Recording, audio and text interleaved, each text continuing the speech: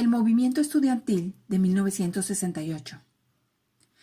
En el verano de 1968, en ejercicio del derecho constitucional de expresar libremente las ideas, se inició una serie de protestas estudiantiles contra las autoridades de la Ciudad de México. Estas manifestaciones fueron reprimidas por la fuerza y desembocaron en el encarcelamiento de algunos de sus participantes, entre ellos empleados y amas de casa. En ese tiempo, los ojos del mundo estaban atentos a lo que ocurría en México, porque por primera vez se realizarían los Juegos Olímpicos en un país latinoamericano.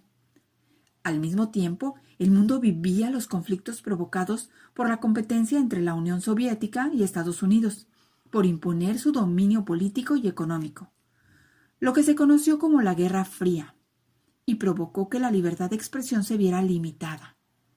No obstante, en la década de 1960 surgieron protestas de amplios sectores de la juventud que estaban inconformes con las desigualdades económicas, políticas y sociales que había en sus sociedades, en países como Francia, España, Alemania, Brasil, Italia y Japón. Los jóvenes demandaban un nuevo orden social que eliminara los privilegios y beneficiara a las mayorías. Sus ideales de cambio social fueron calificados como de izquierda y desdeñados por quienes consideraban que no había nada que cambiar. Por ello fueron reprimidos por las autoridades de sus países al no reconocer el valor de sus demandas. Izquierda. En la política se usa para referirse a las ideas que se basan en la igualdad social y el respeto a los derechos colectivos. Se opone a la propiedad privada y a la concentración del poder en una sola persona o grupo. En México, un sector de la juventud compartía esos ideales y la represión de la que habían sido objeto. Una vez más, les dio la oportunidad de protestar y exigir cambios.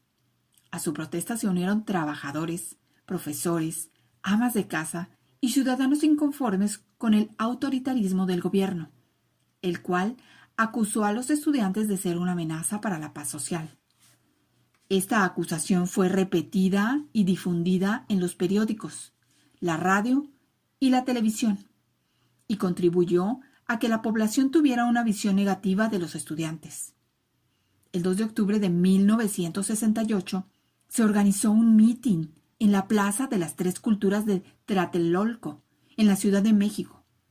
Ahí demandaron a las autoridades la desaparición del cuerpo de granaderos, la destitución del jefe y el subjefe de la Policía Metropolitana y del jefe del batallón de granaderos, la eliminación del delito de disolución social del Código Penal, la indemnización a los familiares de los estudiantes muertos y heridos en las protestas llevadas a cabo el mes de julio, y garantías para los estudiantes. En respuesta, los manifestantes fueron agredidos. Muchos murieron, otros resultaron heridos y encarcelados. La hostilidad del gobierno y de los medios de comunicación hacia el movimiento estudiantil fue tal que su magnitud fue silenciada. Delito de disolución social. Así se consideraba al hecho de difundir de forma hablada o escrita, a través de cualquier medio, propaganda política con ideas que perturbaran el orden público o afectaran la soberanía del país. Pero, ¿qué consecuencias tuvo el movimiento estudiantil de 1968? Después de los acontecimientos de Tlatelolco, diversos sectores de la población se unieron para protestar en contra de la represión policíaca y del ejército. Además, los cuestionamientos y críticas hacia el partido oficial, PRI, fueron más constantes y se hicieron desde diferentes expresiones culturales.